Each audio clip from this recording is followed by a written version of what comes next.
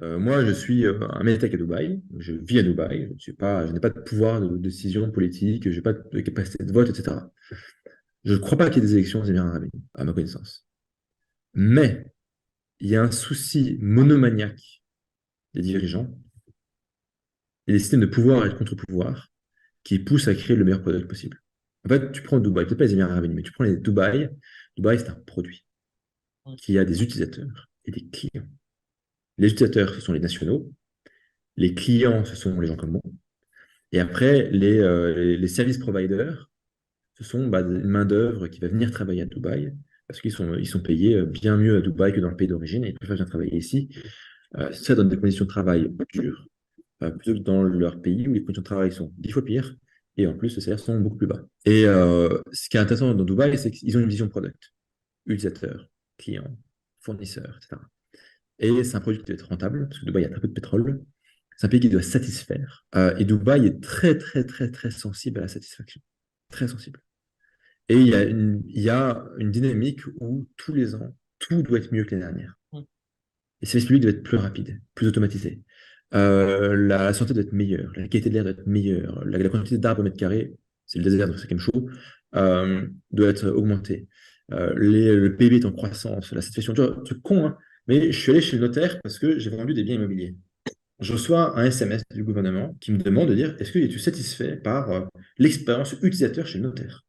Non, Tu dois remplir ton moyen, petit oui. Bon, formulaire j'ai dit oui. sur Typeform. Tu vois, non, mais voilà, et ils en ont quelque chose à faire. C'est pas genre la mairie du coin qui met une boîte à idées et qui a pas payé un mec pour prendre la boîte à idées et les vider dans la poubelle. Non, non. Ils sont là et ils mesurent ça en mode KPI. Ah, on voit qu'on a perdu 2 points de satisfaction sur tel et tel service. Pourquoi?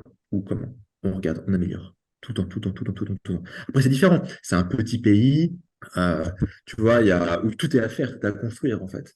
Donc, c'est très différent comme configuration qu'un vieux pays comme la France, tu veux. Mais ici, c'est le capitalisme et c'est l'expérience produit. C'est particulier et ça marche bien. Et avec un leadership qui a une vision sur des décennies. Et je pense qu'ils ont bien pensé dans le système de pouvoir et de contre-pouvoir.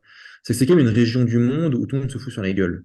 Historiquement, les clans, les tribus, les chers, les Émirats, l'Iran, l'Arabie Saoudite, les sunnites, les chiites, etc. Donc, c'est quand même une région du monde qui est compliquée.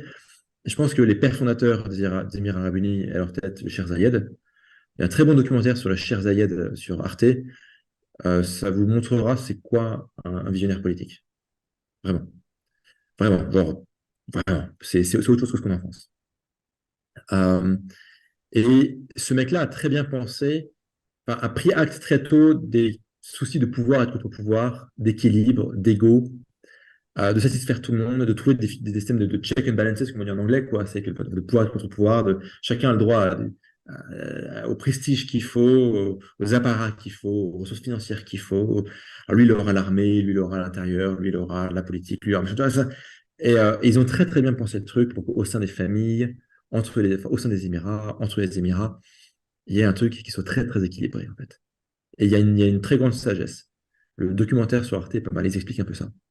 Comment tu passes d'un truc où au sein des Émirats, tout le monde se fout sur la gueule, entre les Émirats, tout le monde se fout sur la gueule, et dans une région, tout le monde se fout sur la gueule, à un truc qui, ma foi, fonctionne quand même bien. C'est pas parfait, hein, mais ça fonctionne bien.